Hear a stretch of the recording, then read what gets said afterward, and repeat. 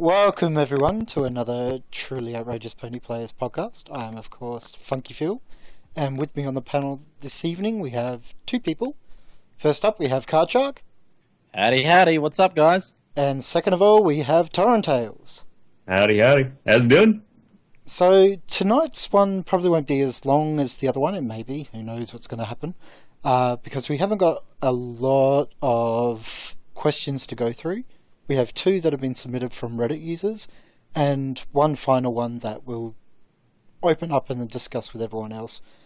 Okay, so we may as well get straight into it. So the first question comes from Reddit user GarudaPheonix, who asks, I'd like to hear about standard etiquette for welcoming new players to the game. I've heard things about new or infrequent players being scared off the game due to specific decks, player behaviour, and other things. What are some possible things that MLP CCG players, or LGS, could do to make the introduction to the game pleasant, such that they would be regulars or frequent players? So, Torrentails, why don't you open up this one? Well, both me and Card Shark have had experience teaching new players in a, I guess you could say, a professional setting. Yep. So the best thing you can do is understand that new players, they come from very different backgrounds. Like some come from TCG backgrounds like Magic Gathering and other things like that. Some have no background at all and just like ponies and want to play that. So you have to understand your new players, and you have to also understand that sometimes you just have to hold back a little bit. Let them take a few moves, let them do a few things, make them feel good about when they do something cool or interesting or whatever else, even if it's something that's not that interesting to you. You have to encourage them to play and enjoy it, and whatever that takes, even if that means throwing a match or something like that, be subtle about it, don't be obvious that you're ditching your match. But I'm not kidding, it's fun winning. There's no doubt about that. And if players have fun, and if that's the best way to do it, then so be it. But you don't have to, give them the games every time and so on and forth like that. Just, wean them into it. Yeah. Okay, what are your thoughts, Card Shark? Yeah, very similar to what Torrentails had to say. I mean, I guess the main problem, I've seen with some people playing new players is they don't know, again, how to hold back. It's more of, okay, lol, turn 5, I'm going to drop 3 to RTOs, I'm going to score 9 points, and I'm going to win. Deal with it. Whereas that's like, well, okay then, that's kind of unfair. They might get confused, they might get intimidated. There's a whole myriad of reasons as to why people wouldn't want to play from there. In terms of getting people to introduce them to a more pleasant environment, there are many different ways you could do it. Again, me and Torrentails had some experience with this at PAX Australia 2014. Positive reinforcement is probably the biggest thing you can do. Incentives to learn the game, like prize cards, promo cards, etc., is also a very good motivator. However, having said that, us here at T-Top, and mainly myself and Phil, have come up with a new way that we believe would be a fantastic way to introduce new players to the game. But we'll go through that a little bit later on. Okay. Yeah. So I suppose, sorry. No, you go. Yeah. There's one other thing I wanted to say as well is you get some players there who, as Karchuk said, they don't understand how to hold back. It's more of their thinking is like, oh, this is a free win, it's easy win, I'm going to have some fun with it and do what I can and just, do whatever. And they're not thinking about the future of the game. But another thing is, if you're in a setting that's not a local card game environment, like a card shop or something like that, such as at a convention or something like that, try to find out about the local card stores and encourage people to go there. I mean, I know at PAX we had people from all over Australia, and I tried to keep up with what the potential local card stores for each of the different states was and say, okay, where are you from? Cool, this is where you can go to find out more about this and hopefully get a good environment. how do you think this differs from... Okay, I guess there are probably three separate scenarios that this could occur.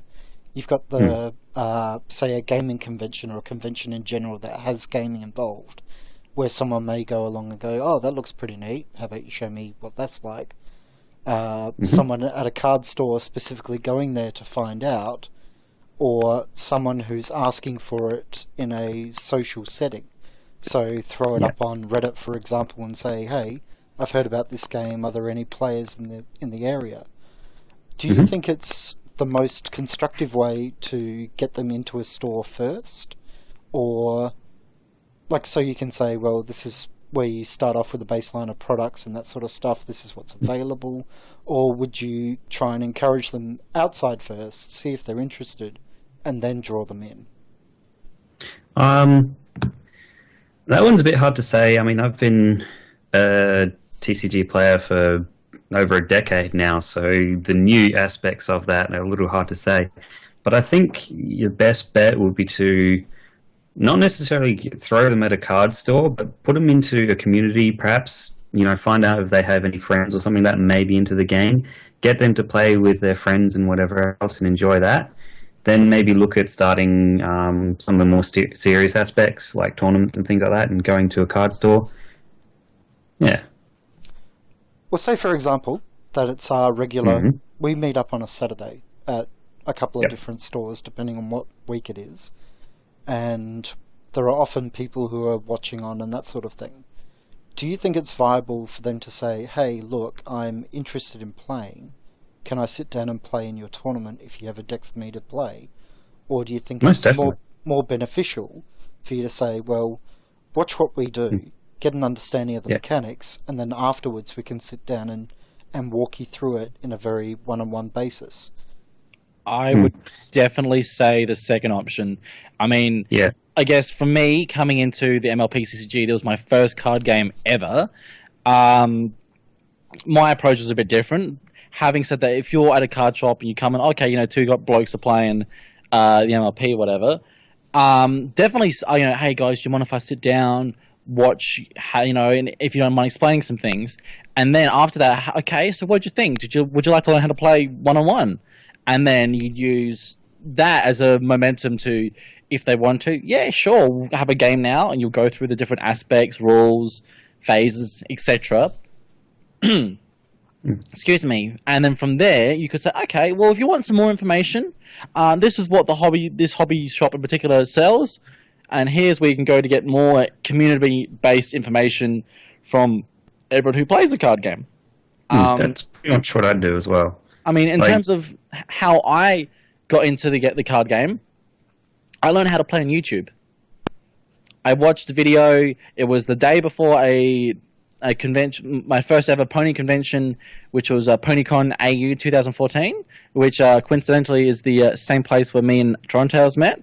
We went along, bought some booster packs, and after having a very general, knowledge of how to play, just started playing. And then as I played more and more games, if I mixed out something, other players would help me out and give me little tips and tricks. And yeah, it was a very self-motivational learning. But I guess the prospect of knowing what rewards you can get after learning how to play, in terms of local tournaments offering prizes, promo kits, that kind of stuff, that's how I would recommend it.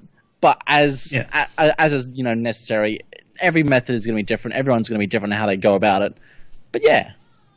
I mean, going back to the three scenarios that Phil had set up, if someone came online and said, okay, I'm poking around at this game, is it any good and things like that, then I'd probably point them to a few online resources. The YouTube video, obviously, shout out to Kudo for making that one. Well done. Massive shout out. Oh, yeah. I'd probably point them around that and then say maybe try looking for some people around your area. If they come into a card store specifically looking for the game, then not necessarily throw them in the deep end and say, here's a deck, play in the tournament. But, okay, before the tournament starts, let's take some time and I'll teach you how the game works and play. Then if you like it, I'll give you a deck that you can play in the tournament. We'll promise to be nice and whatever else. But we're just going to play it as is and see how you go from there. But at a con, it kind of depends what kind of con. So at PAX was a general gaming con, so people coming there were generally coming from a gaming background. Most of them had already played TCGs such as Magic and Pokemon and things like that.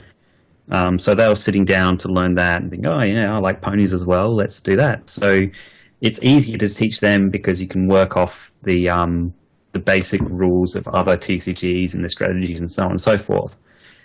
At a different type of convention, such as the upcoming PonyCon, we are probably going to be teaching a lot of players who are coming to it by saying, oh, these cards are pretty. And that's about all they know about the games and TCG in general. So for them, it's going to be a lot more relaxed, a lot more holding hand and walking you through each of the different steps and things like that. But going from there, both of those things would be, okay, if you kind of like the game and how it plays, then, look up your local card store. Yep, sounds perfectly reasonable. Do you think there's an onus on the more experienced players to actually sit down and teach new players who are interested? Or do you think if they have time permitting, they can do it? If they're not all that interested, they don't have to. It's a bit different in that regards. I mean, going to a card store, the local players, you'd hope they'd have incentive to go and teach new players to try and build their stronger community there. However, you would assume that someone who employed at the shop would have resources, either being someone that works there, knows how to play, they have trial decks you can have a play with and whatnot. But, I mean, because you're always going to get those people that just don't want to learn how to teach other people how to play. They're like, no, it's my day off. I want to come in and play, enjoy some really good competitiveness. Yep. Which is fair enough. I mean, you can't hassle those people to do that. But yeah, yeah. I think there's some level of responsibility for the experienced players to guide the new players, but I wouldn't expect anyone to feel like they're required to teach new players if they don't want to. As Card Shark said, sometimes you just want to go in there and you just want to play and you just don't want to worry about thinking too hard about what new players are doing. You just want to do whatever. But in the same regard, I mean, if I get new players, I always take the time out to try and teach them. It's really on a person-by-person basis. Some people don't want to. Some people are more than happy to do it, like myself. No. What do you think, Phil? Well, I'm of the opinion that if someone doesn't want to do something, I'm not going to force them to do it. But yeah. I'm also of the opinion that I'm not going to ask someone else to do something if I'm not willing to do it myself. So if someone came in and said, hey, I'm interested in learning this card game, for the most part, I'm happy to sit down and go through it, provided they're willing to be receptive to everything I say. If they're sort of generally distracted or that sort of thing, I might miss a few bits out here and there, but for the most part, I'll try and put as much attention and detail into it as I can. But again, I've been playing card games for over 20 years now. I'm that old. So I've seen so many iterations of card games with varying backgrounds.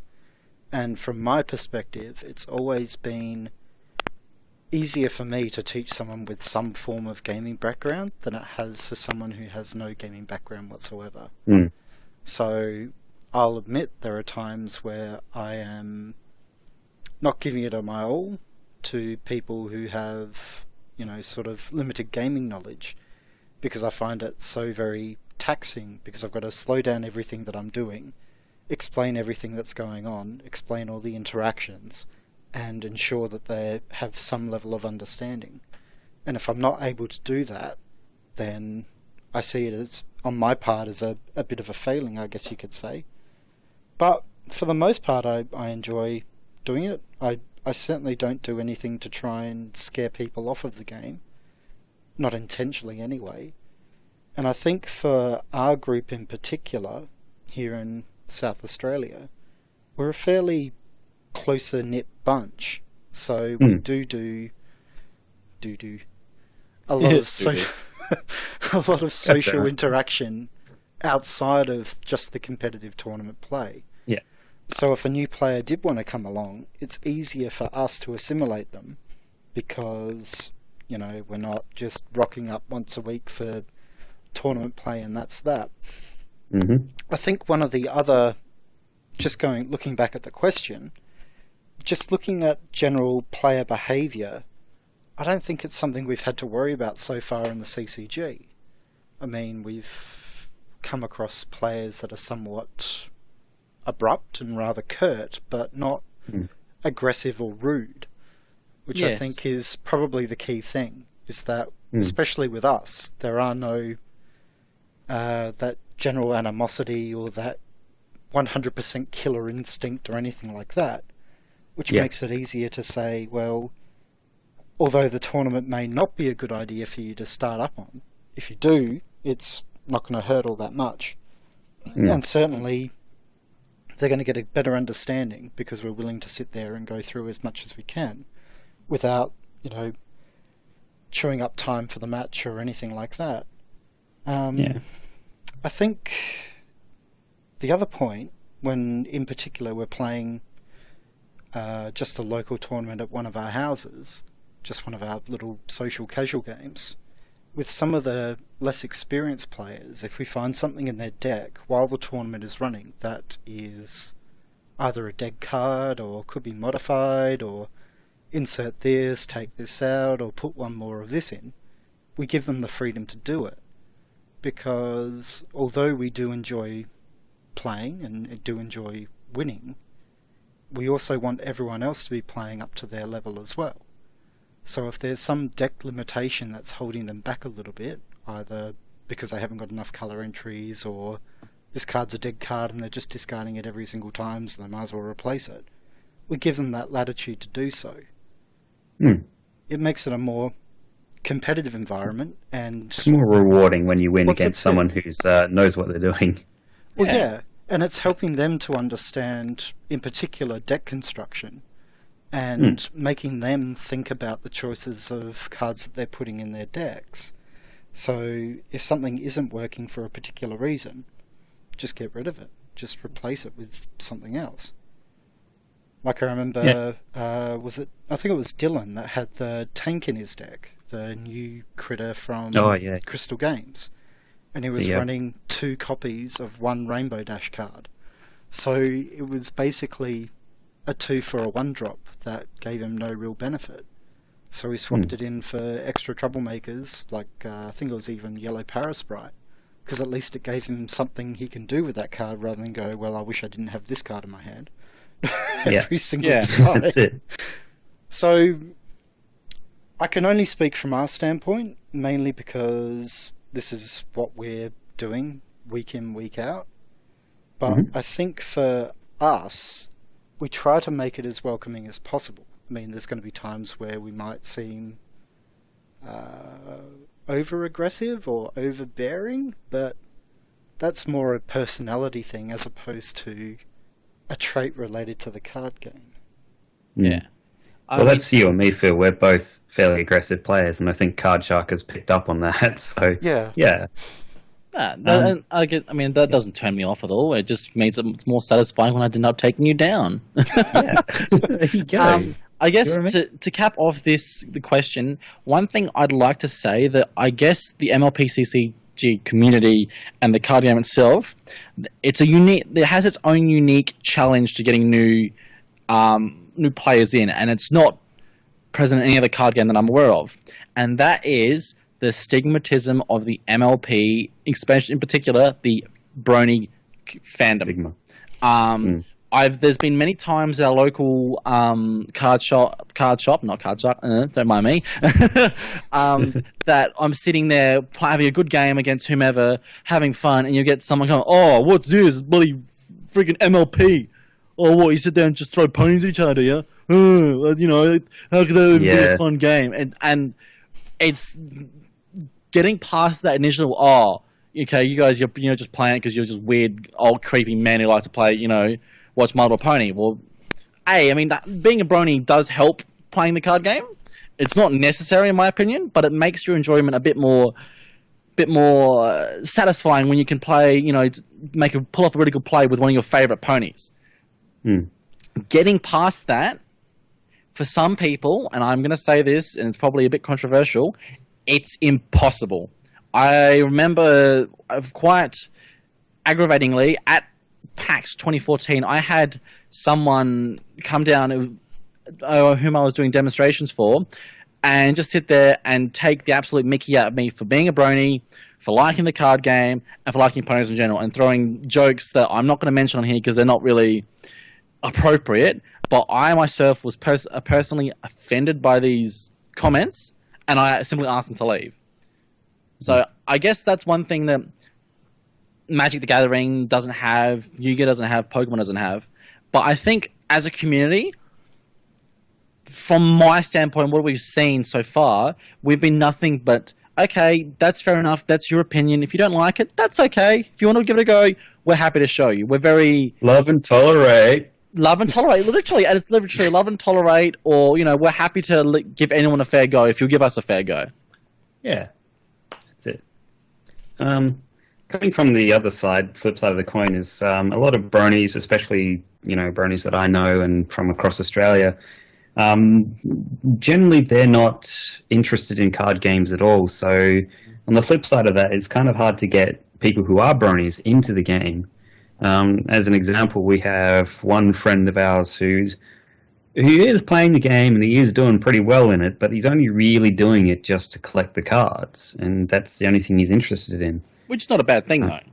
No, it's not a bad thing, but I'm just saying it's hard to get bronies into it because generally they're not the kind of people who are playing card games anyways. Yeah. So it's kind of a brick wall on both sides, but we're working through it and we're pushing through it.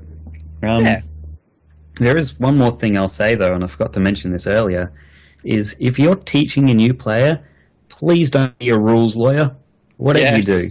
Oh my Sometimes God. they make mistakes. Sometimes they do things that aren't quite correct, but you can obviously see it on their face. They're proud of what they've done. They've accomplished something. They've confronted a problem or something that, they didn't think they could. And maybe they didn't do it in the right way. One common one is color fixes. We usually try to correct people's knowledge on color fixes quickly, but in the same sense, you don't want to take away their pride of, I just took down this problem and whatever else and things like that. So be mindful of that. Some of the design choices of this game are a little bit weird, especially compared to some other card games. So it's a little bit interesting dealing with that. And for new players, it can be really overwhelming. I've seen some people trying to learn and they're just trying to figure out all these different rules and they're just sitting there not having fun at all. So that's one thing. Just, if it's something simple, just let it slide. Maybe if they play another couple of games or something, then start to introduce them to the more weird and tweaked out rules. Yeah. Yeah. Yeah. That sounds reasonable. All right. Well, I think we pretty much summed that question up as best as we can. So we'll go on to the next one, which also comes from another Reddit user by the name of Sapplejack, who asks to tell us about Australian pony card culture. Now, I want to expand that a little bit from the original question and also include it from the perspective of a regionals and nationals standpoint, as we were all there, so we can speak to how the competitive base was and what the general feeling was. So, how about we go with that? We'll start with you this time, Card Shark. Okay, well, I think the Australian pony card culture, the player base itself is really, really good. I mean, I'm lucky being a flight attendant in my actual career. I have the access to cheap means of transportation to go and visit the other metas across the country. I've been to Brisbane, I've been to Melbourne, I've been to Sydney. We went and did that. Yeah.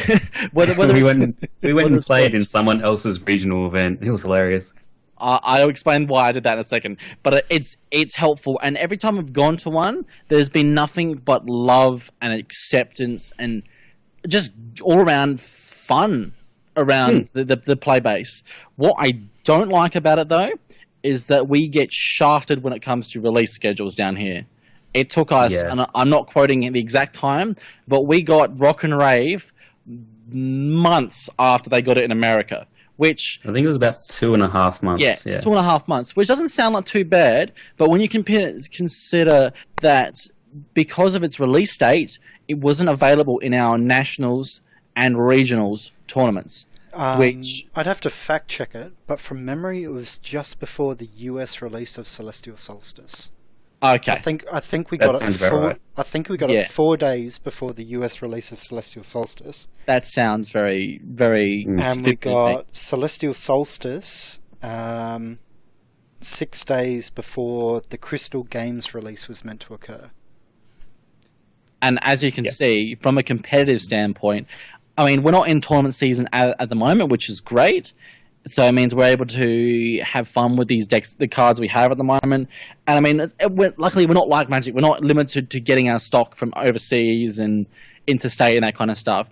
But when it came around to the tournament side of things, we were significantly handicapped at the amount of creativity and strategy we could put into our decks. Now, I know you could say, okay, Maud and DJ Pwn 3, only 2 mains. Surely you had other mains to play with. And yes, that's correct, we did. But for example, at Nationals, I was forced to run a Applejack villains deck instead of a Maud's villains deck, which didn't do too bad. It actually came 5th in the entire over national ranking. But with Maud, who knows what could have happened? And I mean, and that goes both ways. With Maud and DJ there, I might have came dead last, like I did in the regionals of South Australia.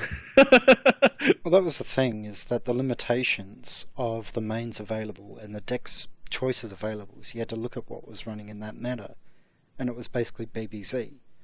11 of the 21 decks that went into national tournament play were BBZ or BBZ variants. So we didn't really have a lot of creativity as such. Sure, the outlier decks were certainly a lot more Unique? Yeah. I wanted to say rogue, but I think that's uniquely roguish, I guess you could say. Well, rogue's an unfair term for them, because I don't think they were. But yes, anyhow, there were 10 of the 21 that were, not BBZ.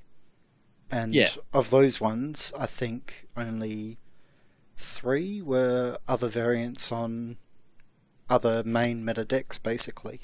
So there wasn't a huge amount of variety anyway, but it's just one of those things. Yeah. But yeah, and in terms of other than that, I mean, our play groups in Australia, like I said, I mean, I guess from me coming into a card game for the first time, I was very anxious and nervous that, okay, I'm going to get creamed the first time when I start playing. But I remember, funnily, I went to the first pre-release event for Premier set in back in May or March last year. I can't remember which, but it was fun. It was great. I met a whole bunch of new people. I mean, I believe I met you that day also, Phil, for the first time. Yeah, you would have met me and Laura that day. Yeah, so I think it has a lot of room to grow. It's certainly lacking in the department of terms of we getting our stock in a reasonable timed fashion. But having said that, I don't work for Enterplay. I don't work for Banner Toys. I know nothing about shipping and that kind of stuff. And I imagine it's probably a difficult process getting all these different products across the world. It's just a little bit more synergy in terms of the release across the world to make the community a bit more holy, I guess you could say, in terms of it's more of a whole fashion of things. I think it could work. It could massively improve on.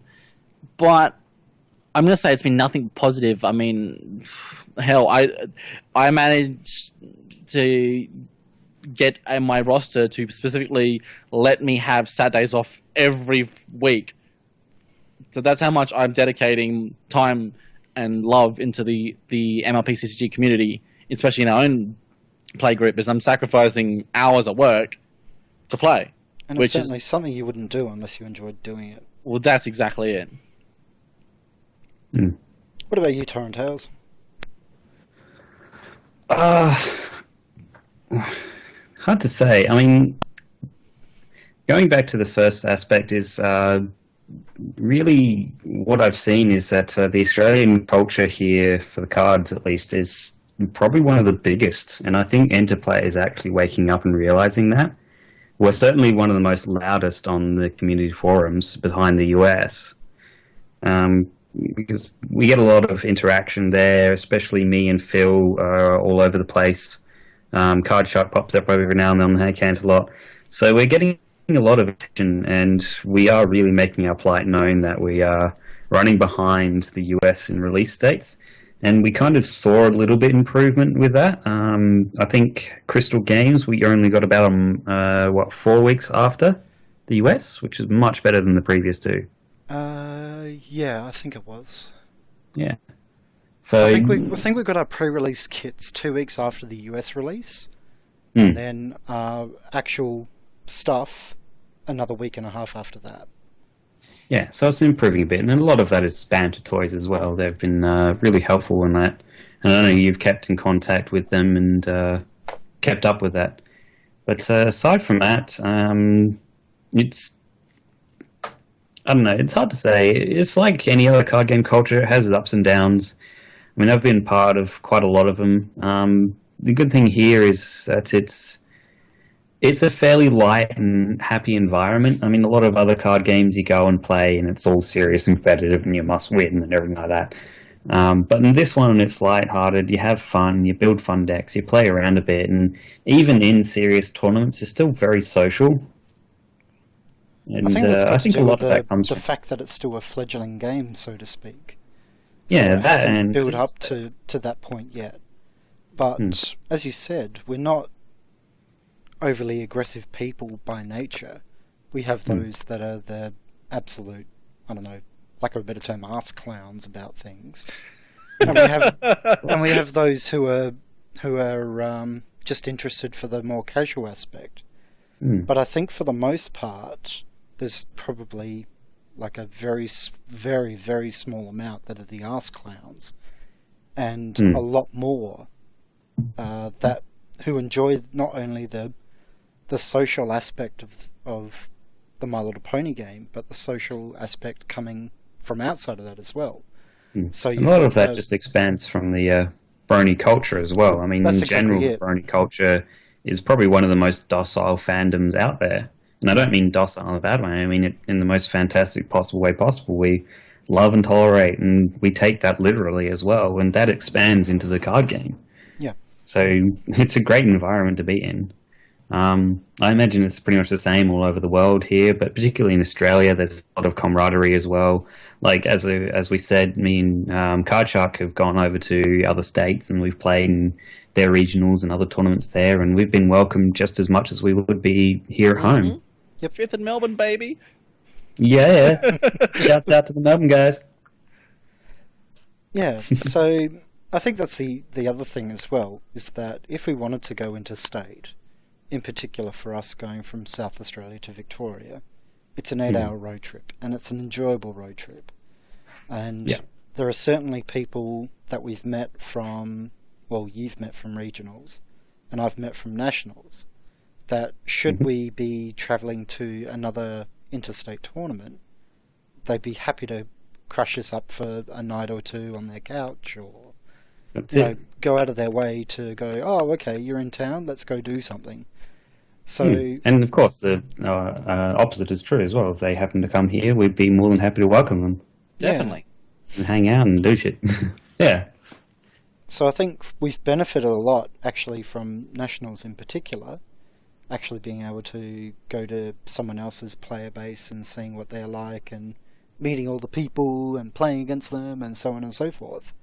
But I think it's it's not as this is our play group, so you have to do what we say to interact with us. It's oh, you enjoy playing this as well. Well, come sit down. Here, have a drink. Let's get started, sort of deal. Yeah.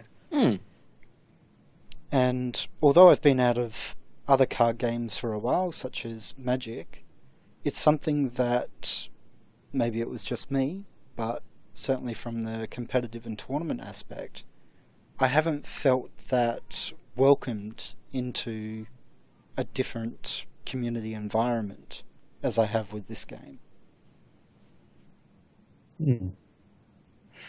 Yeah, it was pretty good. I mean, I remember, like, I know you, Phil, from our World of Warcraft days. We used to play together every now and then, so on and so forth. So when you came and sat down and started playing ponies, I was like, oh, hello there. Nice to meet you again. Let's play some ponies. Sweet. Yeah. And as we said, Josh and I met at last year's PonyCon. And, you know, it just went from there. And I met other people at PonyCon as well, but he was the only one I knew from South Australia. But it took off really well. Well, look, put it this way. We're going to PonyCon AU15 together. Yeah, we're catching the same flight, everything. It's where, you know, that's, I guess, proof at how much of a nurturing I've lost the words here. Nurturing environment it is for friendship and for other people of similar likeness to, you know, make everlasting friendships. And I think it's a really good thing. It should be. Ponies bring people together, cards bring people together, so the combo of the two is just perfect. Yes. Yeah. And it's something that we can only speak of from our limited experience, and in particular from our play group. But most of us meet up on a Friday or Saturday night as well, outside of cards, just to, you know, catch up, hang out, that sort of deal. Kick about, have a couple of drinks, yeah. Yeah, and the majority of us have met through this card game. So I think it's a good entry for people to, you know, get some sort of social interaction. I mean, if they don't want to, we don't force it, but it's certainly, we don't go out of our way to make them feel unwelcome. Yeah, that's it. All right. Now, we touched on something earlier. I'm Very briefly. About this one. You guys came up with the idea. By the name of the Swirl Challenge. Oh, yeah. So I'm going to take a backseat as well, and I'm going to let Card Shark just unload his creative juices all over this. You can't see it, but I'm smiling very widely at the moment. So first of all, what is the Swirl Challenge? And second of all, why would I want to play the Swirl Challenge? Okay, so the Swirl Challenge, it is a challenge for experienced players to test their deck creating skills under a limited format of how many ultra rares, fixed and uncommons you can use. Now, why you want to do this? Well, to prove how good you are at deck making without using a unlimited resource of ultra rares and rares. What could you do when those resources are restricted? And going back to our first question where I brought it up, thereby you're creating a deck that potentially might not be as strong as a normal deck that doesn't have the cap on how many cards of a certain type you can have, creating a more even playing field, I guess you could say, for new players to come in, experience the card game and see what they can do, as well as introducing, okay, this is what some of the ultra rares and some of the rares can do, you know, and the incentive to get those cards. Okay, so what exactly is required to construct a Swirl Challenge deck? Okay, so in terms of constructing it, it's very simple. There are certain guidelines. So players may only include this certain amount of cards in their deck. By that I mean you can only have 1 ultra rare, 3 rares, 5 fixed/uncommon cards, and there is no limit to common cards. Now, I can already probably hear people saying, but hey, ultra rares also include main cards, which is true. So if you used your main slot as an ultra rare, you then get an extra card into the UR slot or into the rare slot. So you'd have no UR in the deck other than your main. You'd have 4 rares and 5 fixed uncommons. Or conversely, you don't use the all 3 red slots. So then it trickles down. So as long as you're keeping into the rough format of that strict amount of cards, you're fine. Yeah. But So one thing I didn't mention is that also includes your problem deck. Now, that might sound very easy, but until you try it, I can assure you most of the most common played problems in the game are either uncommon or fixed. Social obligations, guys, is uncommon. I found that out the hard way. All the entry one like one color, one not color are all uncommon as well. So it a lot of the cards that we rely on, in particular for our problem decks, are either fixed or uncommon. And sometimes rare in my case. Yeah. Which certainly makes it an interesting construction standpoint. Yeah. So outside of that, do the standard deck construction rules apply? Like, do I still have 45 card limit? Do I still have 45 card minimum? Of course you do. Yep. So everything else of the game still applies. There's no rule changes in terms of what cards can't be played. It still adheres to the harmony game type ban list. So all those must be adhered to. But other than that, so no Dragon Express. No Dragon Express. No Flutter Guy. No Flutter Guy. So it's I guess a game mode which it stemmed from the Chaos' Magic format. Either me and Phil were discussing, other ways and ideas of how they could implement the Chaos' Magic, and it became we were thinking, let's not have any ultra rares and rares. Well, they said, well, no, how about we change it to you can only have a certain amount of rares, ultra rares, and fixed and uncommons. And then it just spanned from that. And in a video which if it hasn't already been uploaded, it'll be uploaded very shortly, you will see 2 different deck ideas that me and Phil came up with. Mine was a blue fold deck. Phil's was a yellow aggro deck. Yep. Fun fact, though. Me and Phil almost created the exact same deck, almost card for card. Yeah. Like the only difference was you had Ponyville Banner. Yes. And because I was tossing up about CMC main or DJ main, I'd have left that out and deliberately left the rare slot out just in case I go with Ponyville Banner for CMC or Snips and Snails for DJ. Yeah. But apart from that, it was every single other slot was identical. it was actually really, really scary. I'm like, yay! My deck thought process is as good as someone who's been playing card rates around 20 years. Hooray! You are a fast learner, I'll give you that. But what we will do is include a very basic rundown in the description. Yep. Thank you very much. You're welcome. As to what exactly it is, and for me, I'll also include the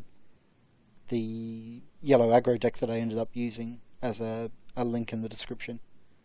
So you can go, oh, okay, so that's exactly what they're talking about. These guys aren't just completely off their rockers.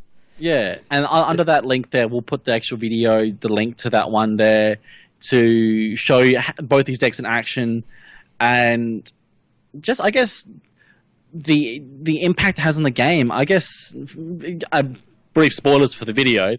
Me and Phil, although Phil absolutely destroyed me, we were having so much fun that we didn't really care.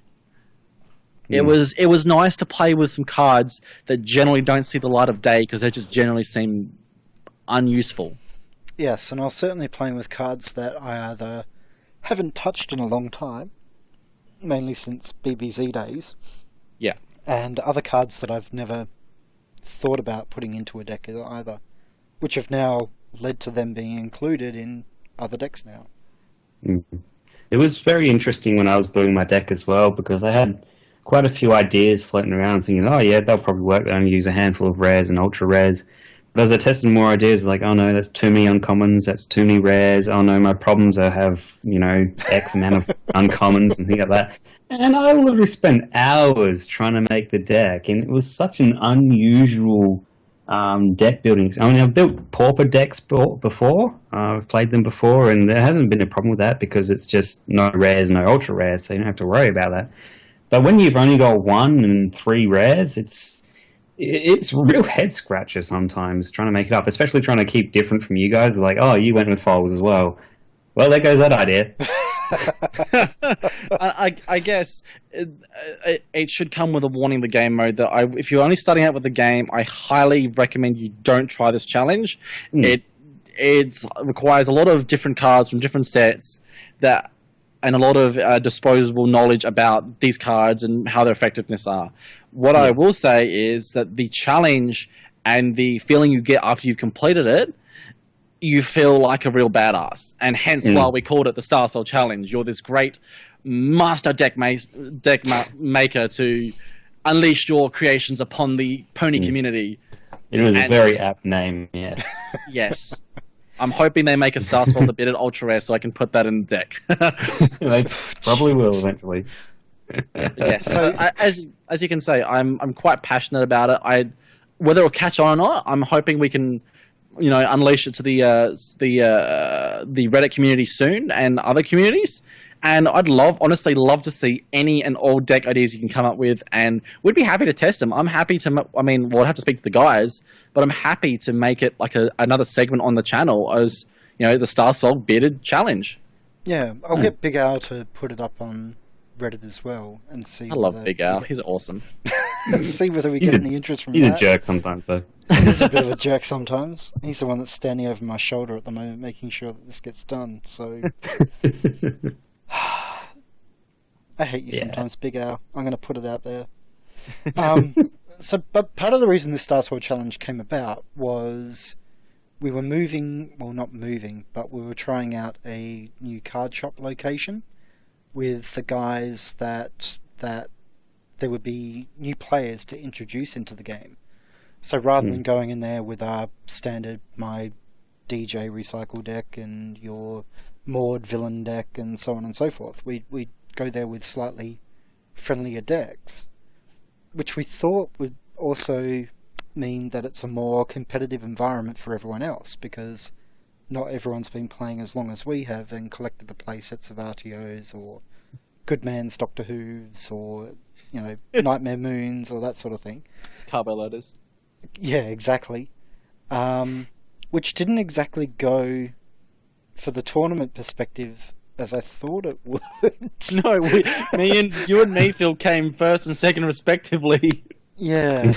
And I ended up in third place. No, I came second. You came third. That's right. I got knocked down due to count back. But that's all right. Yeah. But I was hoping it would give a competitive environment for the other players, but also a restriction on us, so that we're not relying on the cards that we normally rely on for, cheap tricks and that sort of thing, which unfortunately didn't go the way that I intended. Well, nonetheless, when we were playing our game, you could still obviously tell that they were trying to have some fun anyways, and, in that respect, I think we succeeded. I think so. Yeah. I mean, maybe we could give ourselves like a point handicap or something like that if we really wanted to and make it even. But to be honest, we achieved our goal of making it a fun environment. And, not that it wasn't before, but... but it's certainly a more accommodating environment, and playing decks that they haven't seen over and over and go, oh, okay, that's the RTO deck. Oh, I'll just wait for them to come out. Or, oh, that's the villain deck. I'll just wait for them to start farming with Maud. Yeah. So, yeah, I think you're right that it did succeed in what it intended to do. It's just that the net result was different to what I anticipated. So that's probably more on me than anything else. Yeah. No, that's fair enough. Nonetheless, it was a very good challenge. It was very difficult, and I was, to be honest, kind of stressed at the end. You were stressing out more than we were. Yeah. I was, because I normally put a long time into my deck building anyways. I'm one of those people who makes this big, huge deck, 100 cards, something like that, and then I cut down to 45 cards. Right. That's how I do it. And it was hard to do because every card I added, I also had to consider, okay, I've already got an ultra rare, so I need to now consider these 3 ultra rares that I'm possibly thinking about. I don't know. I wasn't in the right mind state for it as well, because I was just after I finished work and I was kind of tired. And I was really tired, actually. But I got the deck and it worked well, and I was happy with it in the end, and I enjoyed playing. Yeah. Which is, I guess, the point. Yeah. Hmm. Yeah. Creme fraiche. So, to wrap this All right. up, have you guys got any final thoughts that you wish to add? Bring Rather on to this- competitive season 2015. I'm really excited for it. Yeah, we're gunning for regionals and then coming on nationals as well. But I guess to make it more video-centric in terms of this podcast, is that for anyone who's listening out here, if you're ever in your own card game, meta, your card shop, or wherever it is, and you see someone who's, looking around, walking past your table a couple of times, looking at the cards, maybe offer them a game. Ask them, even if they want to have a look at your cards. I think a little random act like that, you might end up getting a firm player in your meta. Little actions like I that. would say for any card game, for that matter, not necessarily restricted to My Little Pony. Yeah, Definitely. But certainly if you're sitting there playing Yu-Gi-Oh! Or Magic or Vanguard and someone goes, oh, that looks kind of neat, just having something on hand where you can either get the store owner to flick you a couple of demo decks, or even have one on hand that you can sit down and go through the basic mechanics and give them an understanding. All it does is give a positive feeling to everyone of inclusiveness. And at the end of the day, those happy little feels may end up in new players in your tournament. Definitely. yeah. So Anyways, I think we've said about as much as we can say for those 3 I think that's questions. Yeah. Go for I guess it, Kaja. so for those of you in Australia, we'll probably see you at PonyCon, hopefully. 2015. Come on up and say hi. Jump on board. We've got the MLP CCG panel there, and we've got a tournament running there as well, so check that out. Well, But, you mean other than Banditoy's got that one running. That's it. But of course, the After Dark as well. If you won't be at the con itself. After Dark, we'll be there playing, whatever decks that people want us to play, and just happy to meet anyone and swap stories about the card game and bring your trades. Again, we'll put links in the description for both of those things, so you have an idea of what's going on. But I think And if anyone's new to the game and interested in learning, I will be actually running Learn to Play games at the con for a couple of hours, so drop by and check that out. Yeah. Yeah. Yeah. So I think that wraps everything up neatly. So I'm Funky Phil, along with Torrentails and Card Shark. Yo. Truly Outrageous Pony Player podcast. Until the next time, have a good one. Have a good one. Have a good one.